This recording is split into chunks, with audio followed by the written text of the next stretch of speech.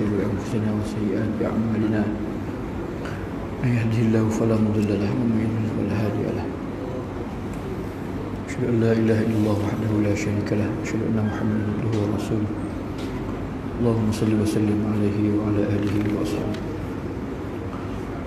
Assalamualaikum warahmatullahi wabarakatuh.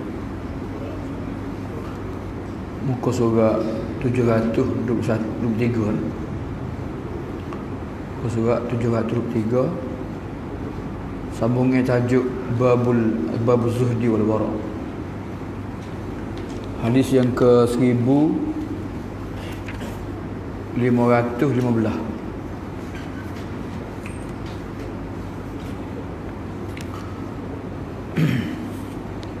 Wa an Abi Hurairah radhiyallahu anhu qala Rasulullah sallallahu alaihi wasallam ta'isa abdud dinari wad dirhami wal qatifah in u'tiya radiya wa in lam yu'ta lam yarda.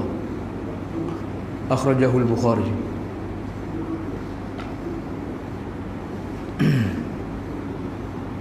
Hadisnya riwayat daripada Abu Hurairah radhiyallahu anhu. Baginda beliau berkata, sabda Rasulullah sallallahu alaihi wasallam, celakalah hamba dinar, hamba kepada dirham dan kain kain baldu. Al-qatifah ni kain baldu. Jika ia diberi, ia senang, gembira, dan jika ia tidak diberi, maka ia tidak senang, tidak redha, marah. Hadis riwayat Imam Bukhari. Imam Bukhari meriwayatkan hadis dalam kitab Ar-Riqaq dan Ibnu Majah dalam kitab Az-Zuhd. Ni hadis ni hadis celaan Nabi kepada orang yang mengejar dunia dah. Orang yang semata-mata hidup dia hanya matlamat dia dunia sahaja. Dia tak ada telitah pun nak pada akhirat. Dan dia rasa tak penting pun agama ni. Apa penting bagi dia nya dirham, dinar, pakaian hak hebat-hebat lah. Jadi Nabi sebut dinar, dirham sebagai contoh sahaja. Kalau ni kat RM2 lah, emas perak RM2, dolar dah. Kalau dia mendapat dunia, dia diberikan dunia, maka dia suka dia pun pada Allah boleh suka, Tuhan boleh suka, pada manusia boleh suka. Tapi kalau dia tidak diberikan, dia terhalang mendapat kemewahan ni, maka habis orang dia marah. Tuhan boleh marah juga. Jadi dalam hadis ni sebenarnya doa Nabi. Ta'isa ni maksudnya binasalah, tersembahlah, jatuhlah, rebuhlah, hamba kepada dinar dan dirham. Hamba ni maksud dia nya seolah-olah dia ni memperhambakan diri. Dinar lah sebagai Tuhan dia, sebagai tuan dia. Kalau RM1 dia yang mengawal kehidupan dia, kontrol kehidupan dia dah. Jadi itu doa Nabi, doa kebinasaan yang Nabi ucapkan dah. Jadi dalam hadis ni menunjukkan boleh.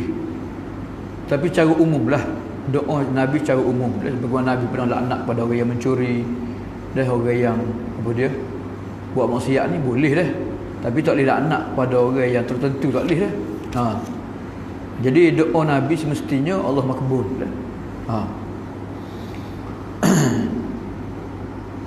Firman Allah dalam surah Muhammad ayat yang ke-7, walladzina kafaru fata'sal lahum. Dan orang-orang kafir, kecelakaanlah untuk mereka. Ayat berkata ta'isa, mana kecelakaan.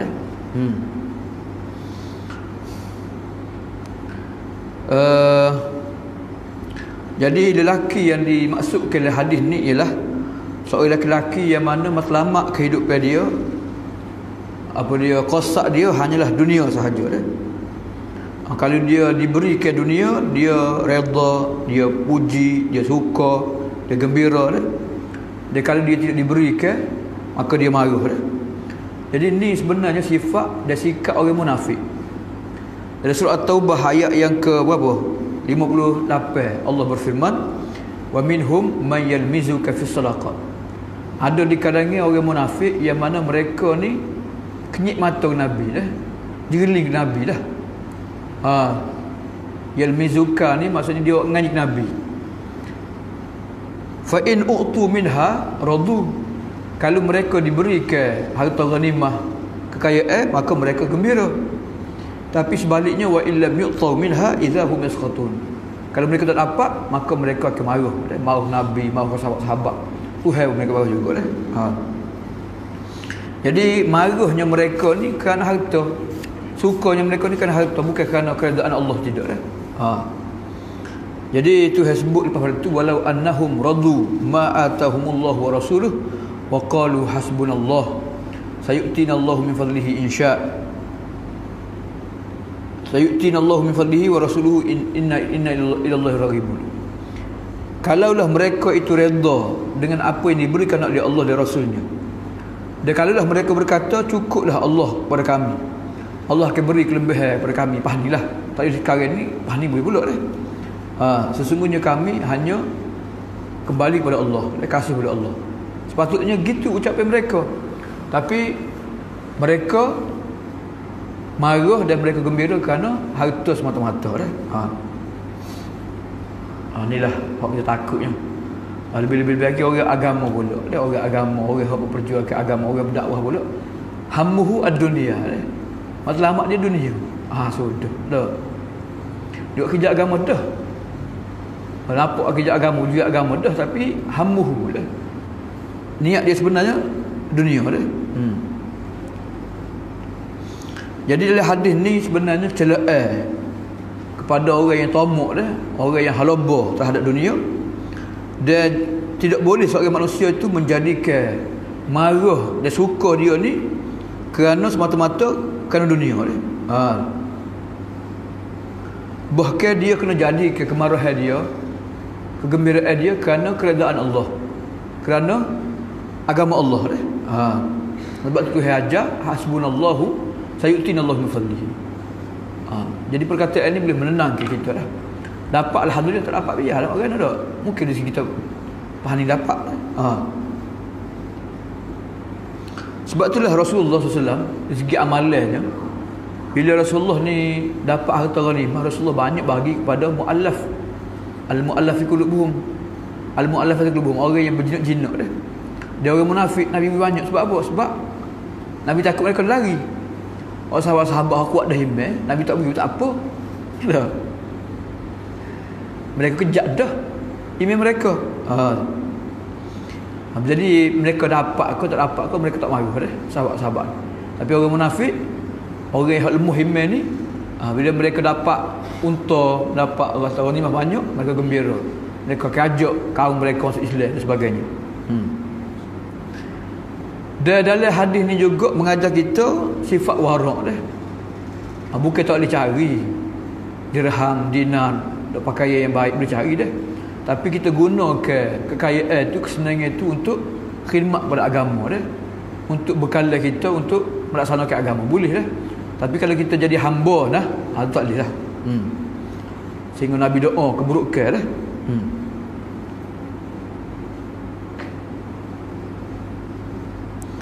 Jadi ada hadis ni juga tahzir, peringatan dan amaran daripada kita ni hati kita bergantung kepada dunia. Itu huraian hadis yang pertama lah malam ni, berkenaan dengan doa Nabi dan cerita Nabi kepada orang yang ni lah, jadi ke dunia sebagai hamba dia, sebagai jadi kalau beramal dengan agama kat kita tegar ke dunia kat berat dah, segala kebenaran akan tertutup, tak mampu kita akan pikul. Kenapa? Kerana kita takut hilang dah, hilang ni lah. Siapa minta maaf lama sebut dah. Jadi sebenarnya apa yang berlaku, PKP berlaku dah. Rezeki tang tu dah. Oh, aku kerja boleh makan tak kerja dah makan dak dah.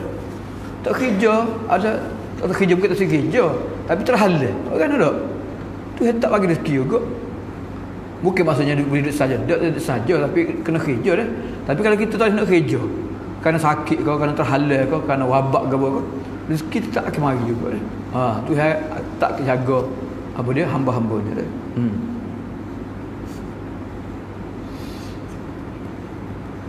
Bukan orang bagi rezeki dah, Tuhan bagi rezeki. Kena ingat molek tu.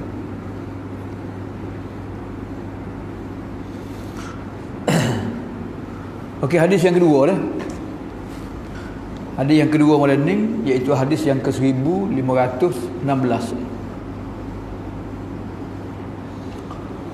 Wa an ibni Umar radhiyallahu anhuma qala akhadha Rasulullah sallallahu alaihi wasallam bimankibi ataupun bimankibayya faqala kun fid dunya ka'annaka gharibun aw 'abiru sabilin wa kana ibnu Umar yaqulu idza amsayta fala tantazir sabah wa idza asbahta fala tantazir masa wa khudh min sihatika li saqamika wa min hayatika li mautika akhrajahu al-Bukhari. Hadis riwayat Bukhari dah. Hadis sahih diriwayatkan oleh Imam Bukhari dalam kitab Ar-Riqaq dan At-Tirmizi dalam kitab Az-Zuhd. Ar-Riqaq ni maksud hadis-hadis yang boleh melembutkan hati kita. Hadisnya daripada Ibnu Umar radhiyallahu anhuma. Ibnu Umar ni maksud dia ni Abdullah bin Umar lah. Umar ni anak Irama. Tapi bila sebut Ibnu Umar, anak Umar ni maksudnya Abdullah bin Umar lah.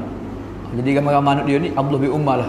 Anak yang paling besar, dia anak yang paling disayangi, bahkan sahabat Nabi yang paling masyhur lah.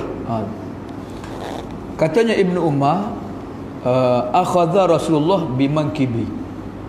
Pernah Rasulullah ni pegang bahu aku lah. Bimankibi dah. Rasulullah pegang bahu.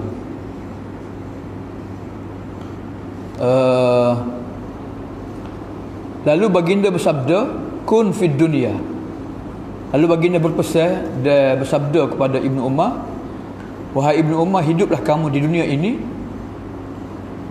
ka'annaka gharib, seakan-akan engkau ni orang asing, orang luar dah, au abiru sabilin, atau orang yang sedang dalam perjalanan dah. Orang transit dah. Transit, kita nak pergi Mekah, transit di Kuwait ke, di mana, Dubai ke dah. Bukan kita nak duduk situ duduk dah, berhenti sekejap lah, tukar kapal terbang kan, tukar bah ke dah. Kemudian Ibnu Umar sendiri yang menceritakan hadis ni, Ibnu Umar beliau pernah berkata, idza amsayta, bila kamu berada pada waktu petang, maka janganlah kamu tunggu waktu pagi. Bila kamu berada waktu pagi, jangan kamu tunggu waktu petang. Dia ambillah peluang waktu kamu sihat sebelum kamu sakit dah. Dan waktu kamu hidup sebelum kamu meninggal dah, mati dah. Hadis riwayat Bukhari.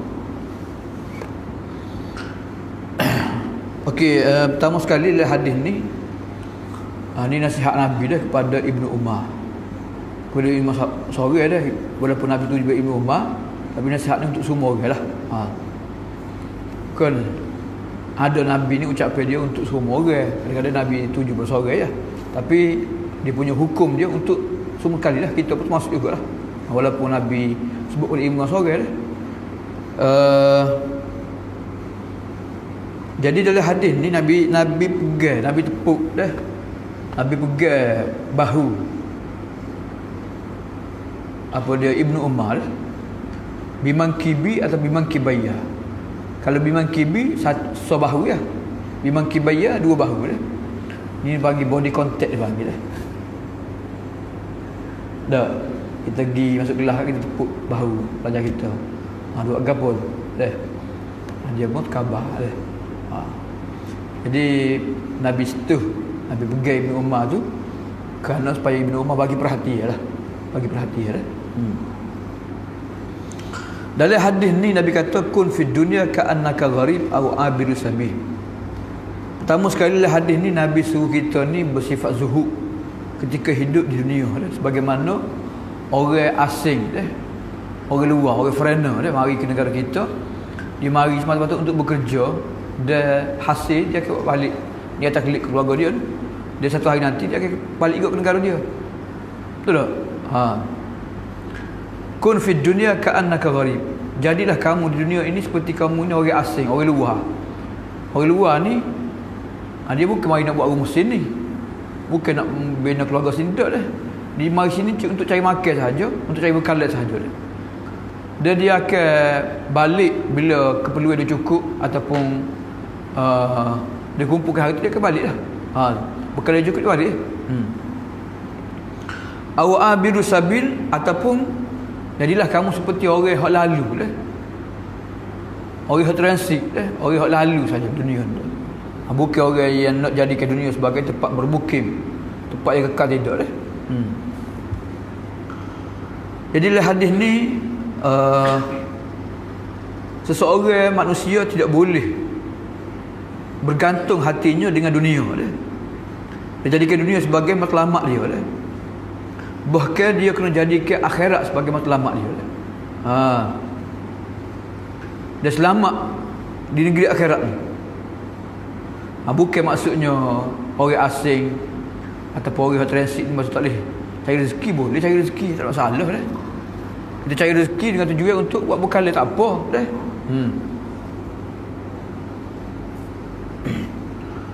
Bukan bermakna kita meninggalkan mencari rezeki yang halal.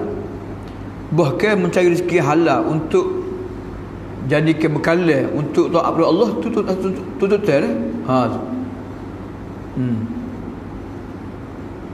Jadi bagaimana Nabi membandingkan, Nabi buat perbandingan lah.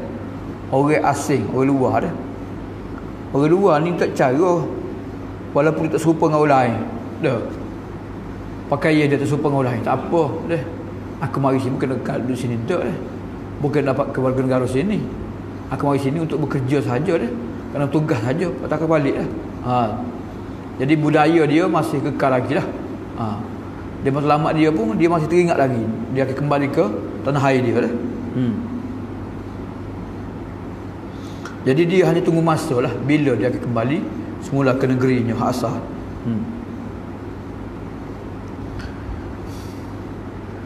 Jadi orang kafir ni mereka menjadikan dunia sebagai tempat mereka nak tinggal selama-lamanya lah. Sebab tu mereka sangat bersedih kalau mereka ni mati dah, atau keluarga mereka mati, mereka maksud tak sedih. Sebab pergantungan mereka sepenuhnya pada dunia dah.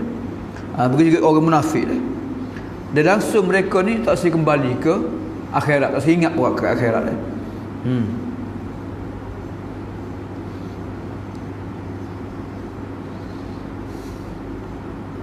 Jadi ka'annaka gharibun aw abiru sabil, aw situ maksudnya jadilah kamu seperti orang asing dan orang yang transit orang yang lalu sahaja.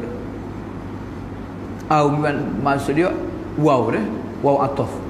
Aw maksud dia waw ataf dan.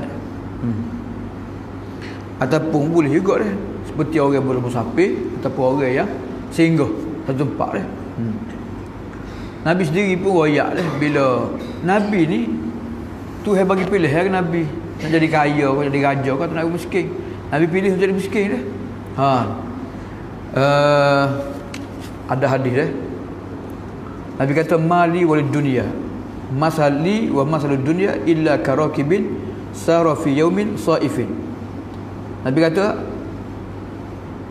hubungi aku dengan dunia ni seperti orang naik kenderaan yang berjalan sepanjang hari musim panas. Dia akan berteduh di bawah pohon sekejap, siang hari kemudian dia akan tinggal, dia akan pergi pula bukan nak duduk kekal situ duduk, nak rumah bawah pokok duduk duduk sekejap berehat, pagi tinggi lah. Itu perbandingan Nabi lah. Ibarat tidur sekejap saja, qailulah berehat untuk ambil tenaga, kemudian pergi semula. Kemudian bila Ibnu Umar sebut hadis ni, Imam Bukhari mari sekali kata Ibnu Umar dah. Jadi hadis ni nak perincikan lagi lah. Kata Ibnu Umar nak memperincikan lagi macam mana tindakan yang perlu kita buat bila kita ni sebagai orang asing, sebagai orang yang transit, macam mana nak buat lah. Maksudnya jangan kita kena rebutkan masa berada di negara orang ni, gunakan sepenuh masa lah. Jangan duduk tidur saja, jangan duduk berhibur saja lah. Tapi kita gunakan masa ni sepenuhnya untuk mengambil peluang dah, untuk kembali semula ke tanah air dah. Ibnu Umar kata ni, iza amsaita fala tatazilil masak ni, sabah ni perkataan Ibnu Umar, dia panggil hadis mudraj. Hadis mudraj ni hadis yang dibubuh ataupun disambung selepas hadis Nabi dah. Sama ada sebagai huraian daripada perawi terhadap hadis Nabi, atau perincian dah, ataupun tindakan. Bila Nabi sebut gitu, ni patut kita buat dah. Maksudnya jangan kita menangguh-nangguhkan kerja yang sepatutnya kita buat segera, yang kita tangguhkan lagi dah. Ibnu Umar kata, iza amsaita fala tantazir sabah. Bila kamu berada waktu petang, jangan tunggu pagi esok. Bila kamu berada waktu pagi, jangan tunggu waktu petang dah. Maksud janganlah cita-cita kamu tu panjang dah. Jangan membuat kamu menangguh-nangguh ke amalan, bahkan kamu segera. Jadi peluang yang ada ni guna selalu dah. Masa kita tak tahu lagi, esok boleh buat kerja ke tak tahu lagi. Dah. Sempat ke tak tahu lagi. Yang keduanya Ibnu Umar kata, wa khudh min sihatika li saqamika. Ambillah peluang waktu sihat ini untuk bekalan waktu sakit dah. Sebab kesihatan manusia ni boleh berubah, boleh bertukar bila-bila masa dah. Malam ni sihat mana boleh, pagi esok bangun-bangun dah sakit dah. Tak nak bangun dah.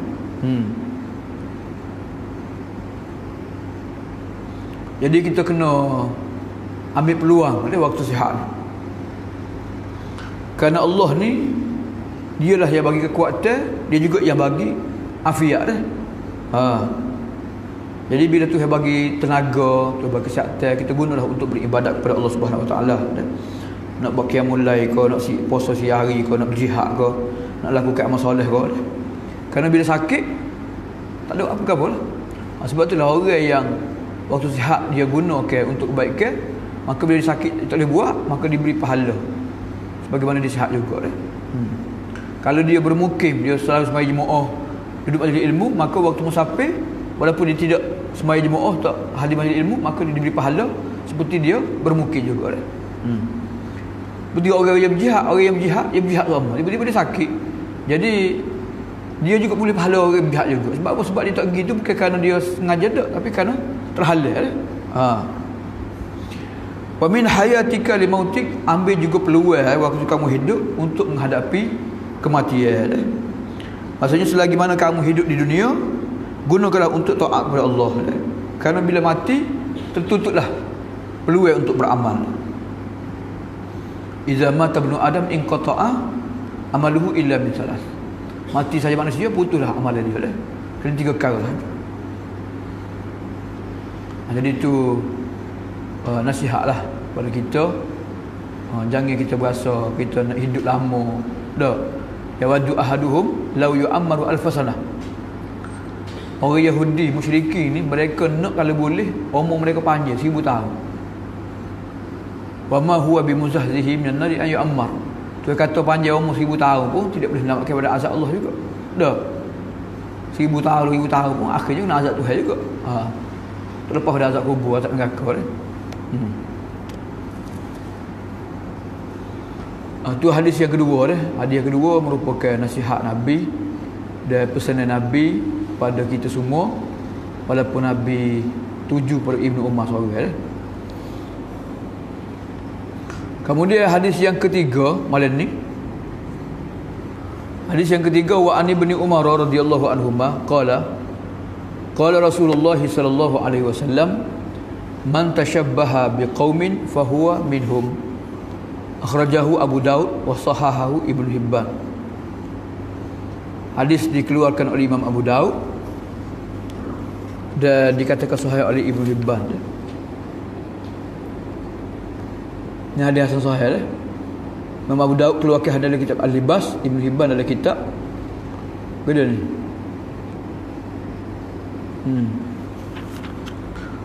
Okey, hadisnya daripada Ibnu Umar radhiyallahu anhuma, beliau berkata sabda Rasulullah sallallahu alaihi wasallam, baginda bersabda, barang siapa yang menyerupai suatu kaum, maka dia termasuk dari golongan mereka juga. Man tashabbaha biqaumin, sesiapa yang menyerupai, meniru sesuatu kaum, golongan, maka dia termasuk di kalangan mereka.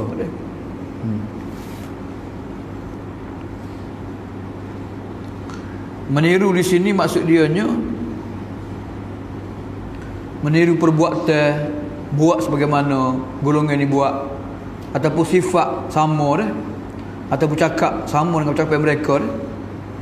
Jadi tasyabuh ni maksudnya meniru dah, meniru, mengikut dah.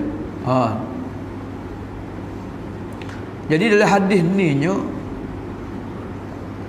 kaum muslimin wajib mereka berasa megah dan mereka berasa cukup dengan agama mereka dah. Tak perlulah mereka ni tiru agama lain ke, tiru budaya asing ke, tiru, kita tinggal ke Islam, kita ambil mulai dah. Tak perlu dah. Dan hendaklah mereka berasa izzah, berasa mulia dengan syariat yang dan hukum hakam yang disyariatkan oleh Allah.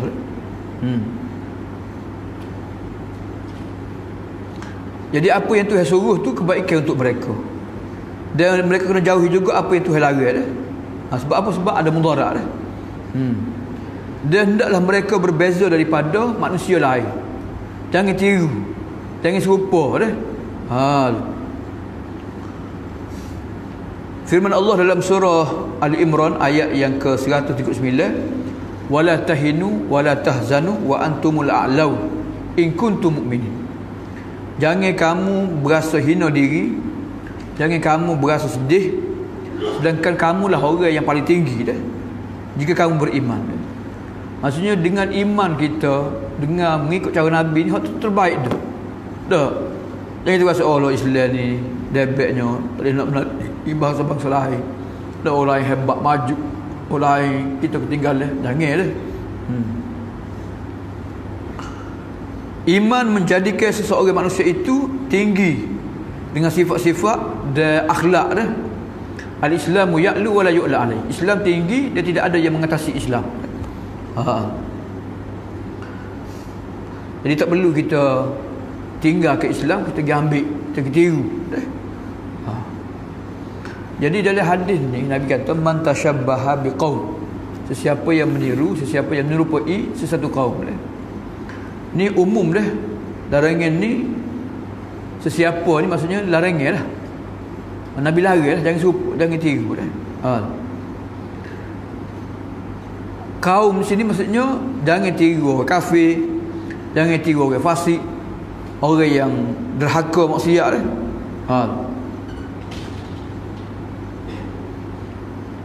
Jadi kalau serupa dengan orang kafir, jadi kafir.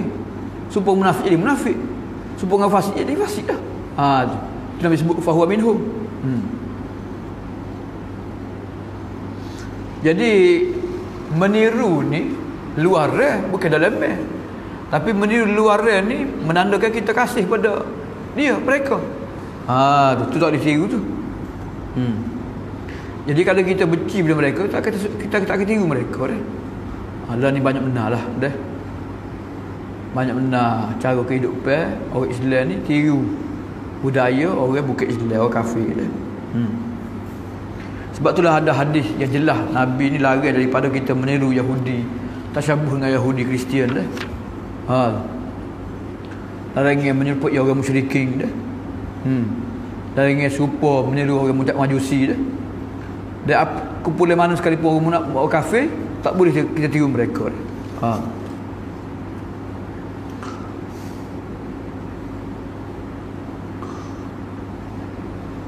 Jadi tiru di sini maksud dia ialah kita tinggal ke ajaran Islam sehingga kita ni menyerupai mereka dah. Tiru perbuatan mereka, minum arak, bergaul bebas, buka aurat, dah, terlibat dengan riba, kan? Kemudian alah, kufur, syirik semua sekali dah. Fahuwa minhum sungguh lah. Jadi tasyabuh di sini maksudnya serupa meniru dari segi ibadat mereka. Dah. Kayak kalau ada kematian kan dia bawa liling. Dah. Lagi tak bunga. Lagi puja kubur dah. Macam-macam lah. Meratapi orang mati dah. Kan? Ni semua sekali meniru lah kau ni.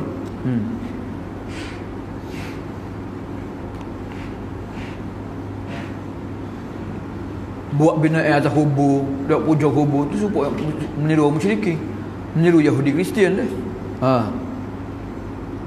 Nabi kata idza mata fihim ar-rajul salih banau ala qabrihi masjidah. Orang Yahudi Kristian ni tu halak anak bila ada kematian di kalangan mereka lelaki yang soleh, maka mereka akan buat binaan atas kubur dah. Sebagai masjid, sebagai tempat ibadat dah. Dan mereka lukis gambar-gambar dah.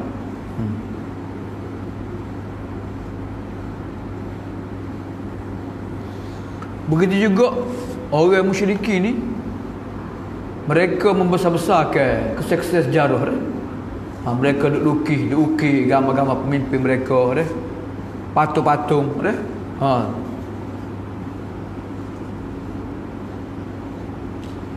Dan yang akhir sekali mereka memujanya dah. Jadi kita dilarang daripada menyerupai orang kafir pada agama mereka, pada adab mereka, tak ada juga dah. Seperti menyerupai mereka pada pakaian, pada percakapan dan benda-benda istimewa untuk mereka lah. Kalau benda tu semua orang buat belaka, tak ada salah. Dia nego, itu nego juga. Tu bukan tiru panggil dia. Kalau tiru pun harus hukumnya. Dah. Tengok orang buka Islam nego ke dia. Dah. Nego buka kedai supermarket tu buka juga, tak ada masalah tu. Semua orang cari rezeki belaka.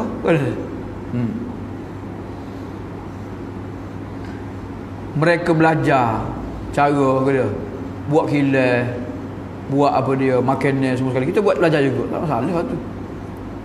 Lepas tu tiru yang dibenarkan, yang tidak menjadi kesalahan. Hak alihnya ialah tiru dalam beramal dengan agama dah. Jadi tiru hal dilarang, tiru perkara yang tidak berfaedah. Agama tak ada faedah, dunia tak ada faedah juga dah. Disebut contoh sini dah. Macam maaf lah disebut contoh sini dah.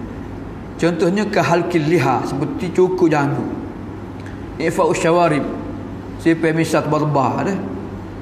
Tu Nabi suruh kita, Nabi beringatlah, Nabi suruh kita menyalahi Yahudi dan Kristian dan musyrikin dan Majusi. Nabi suruh kita siapa janggut, Nabi suruh kita papah misal dah. Juz'us syawarib wa arkhu al-liha dah. Begitu juga orang Yahudi ni, mereka tidak mewarnakan janggut dan uban pada kepala mereka dah. Nabi suruh sahabat-sahabat menyalahi mereka ni, Nabi suruh pakai inai dah. Warna ke janggut, warna ke apa dia? Rambut dah. Tapi hak ni makruh lah, tidak jadi haram dak dah. Sebab jadi putih tu bukan kalau kita. Cuma terbaiknya kita menyalahi mereka dah. Jadi tasyabuh ni, menyerupai ni, hak paling-paling kurangnya makruh dah. Dan paling kurang juga haram lah. Jadi kalau berat-berat sangat jadi seperti agama mereka dah, jadi kufur, jadi nifak dan sebagainya. Waliyazbillah. Dia sebut contoh sini dah. Seperti menyambut kelahiran dah. Kelahiran. Maulid ni dia asalnya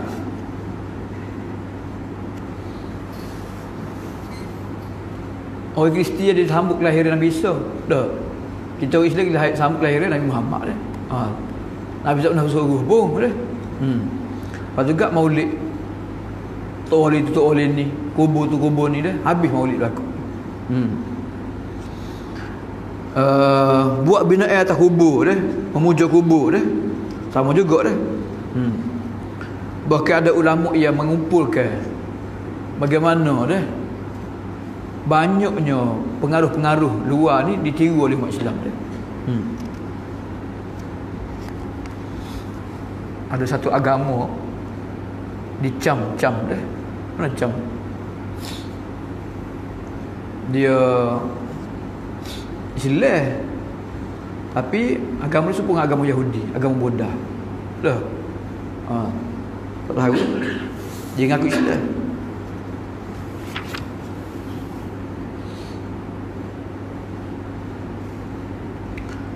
Firman Allah, wa man yatawallahu minkum fa innahu minhum. Sesiapa yang menyokong mereka di kalangan kamu, maka dia termasuk di kalangan mereka juga.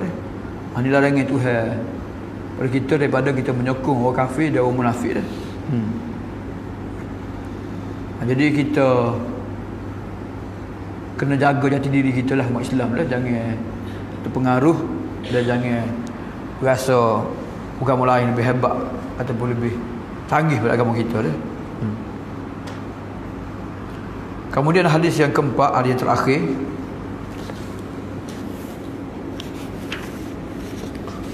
Wa an Ibn Abbas radhiyallahu anhuma qala kuntu khalfan nabiy sallallahu alaihi wasallam yawman wa qala ya ghulam ihfazillah yahfazka ihfazillah tajidhu tujahaka wa idza sa'alta fas'alillah wa idza ista'anta fasta'in billah. Rawahu Tirmizi wa qala haditsun hasanun sahih. Daripada Ibnu Abbas radhiyallahu anhuma, beliau berkata, aku pernah berada di belakang Nabi dah. Riwayat lain sebut dia pergi dengan Nabi lah, naik himar dah. Maka Nabi berkata, wahai budak, ya ghulam, wahai budak, ihfazillah yahfazka. Jagalah kamu Allah dah. Nescaya Allah akan jaga kamu. Jagalah Allah, kamu akan dapati Allah berada di depan kamu. Wa idza sa'alta, bila kamu minta, mintalah kepada Allah. Bila kamu mohon pertolongan, mohonlah kepada Allah. Hadis riwayat Tirmizi, dan Tirmizi kata hadis ni hadis hasan sahih. Jadi nasihat Nabi ni waktu Nabi gendong Ibnu Abbas di atas himar dah. Ni tanda tawaduk Nabi lah. Kita dah ni kapcai lah. Mutu buruk lah, naik mutu buruk dah. Tapi Nabi gendong dia sahabat-sahabat. Kemudian Nabi pesan kepada Ibnu Abbas, wahai budak dah. Ada riwayat lain sebut ya ghulaim, wahai budak kecil dah. Dalam hadis ni Nabi ni ambil berat memberi nasihat ni bukan pada orang dewasa, orang tua sahaja, bahkan kepada budak-budak pun Nabi bagi nasihat. Bahkan budak-budak ni lebih lekat dah kalau kita bagi nasihat ke dia.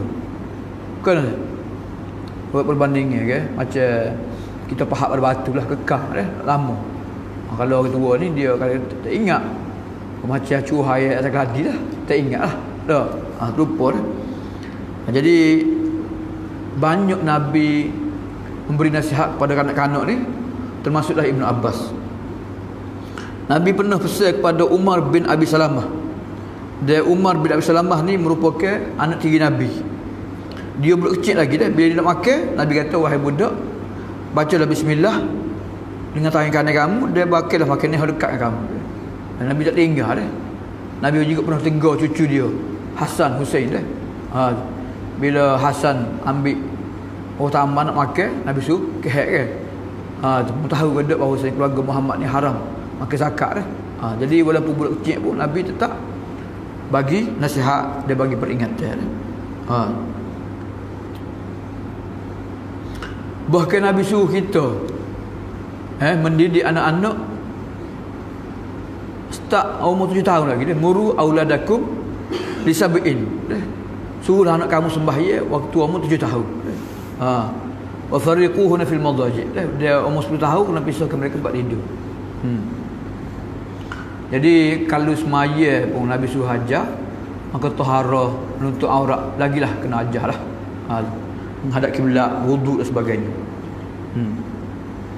Sebab itulah budak-budak ni sebenarnya dia lahir daripada suci dah. Tapi bapa mencorok ke kehidupan dia dah. Kullu maulud yuladu al-fitrah. Kanak-kanak lahir daripada fitrah suci murni dah. Tapi yang mencorokkan dia jadi munafik, jadi Yahudi, Kristian, jadi musyriki semua sekali oleh ibu bapa mereka dah. Fa abawahu yuhawidanihi. Jadi kalau dia hidup dalam keadaan bi'ah, dalam keadaan suasana yang baik, didikan yang baik, maka baiklah anak tersebut. Kalau dia duduk hidup dengan berhibur, dah punahlah. Bila 3 tahun lepas hak bakar tahfiz di Kuala Lumpur lah, 20 orang mati tu. Budak lagi tu 3 orang tu pergi bakar. Dia ambil tong gas, dia buka gas dah. Sebelum pergi bakar tu makan dadah dulu. Budak lagi dia kata tak ikut umur lagi. Dah. Jadi oleh kerana budaya dia dah berdendam, dah dia terbiar semua sekali, itulah akhirnya boleh membunuh dah. Bukan seorang 20 nyawa mati. Jadi dalam hadis ni Nabi kata inni u'allimuka kalimati. Aku akan ajar kepada kamu beberapa kalimat. Beberapa perkataan. Maksudnya nak mengajar jangan mengajar banyak-banyak dah. Jadi kekal sudah lah. Dah nak mengajar berat-berat tak boleh. Kan dah. Memori dia pun sikit lah. Memori dia sikit, berat dah dia tak ada bahaya lah. Jadi royak hak sikit-sikit, kemudian hak mudah-mudah lah.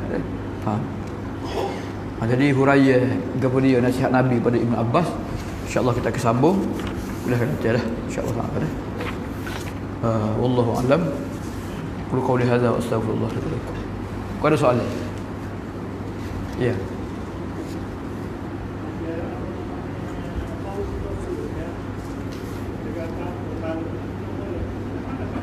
Kemudian ya.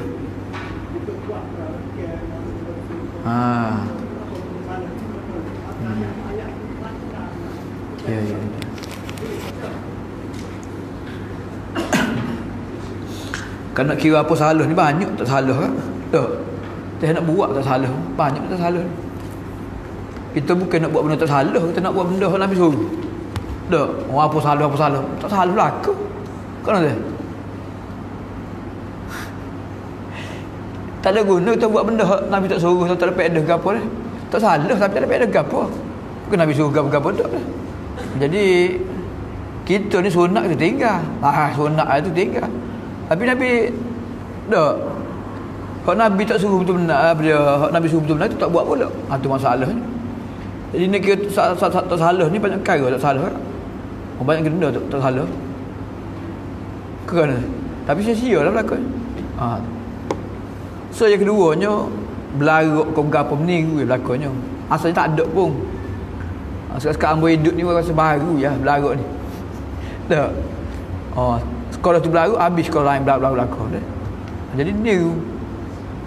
Jadi nak tiru Nabi sahabat tu lah terbaiknya. Apa boleh pahala. Kalau kita reka-reka kan, tak nak reka lah. Jadi tak salah tu bukan menunjukkan kita ni perlu buat. Tak buat tak salah. Buat tak salah. Macam saya buat. Pelah-pelah. Tak. Kena pergi basuh baju lagi, kena gosok baju lagi, kena beratur lagi, kena gapo lagi, panas kekeng lagi. Tak. Bagi dia. Tak salah. Tak berlaku tak salah kok. Macam saya buat. Kena. Wallahu a'lam.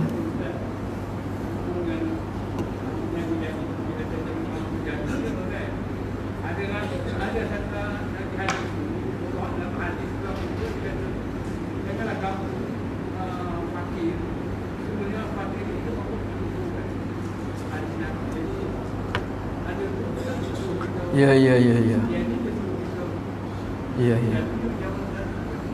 Okey, dan ada hadis yang mana Nabi ni sebut bahaya fakir hampir-hampir kefakiran itu membawa kepada kekufuran sebab itu teroyak sebenarnya bukan maksudnya kita tinggal kerja.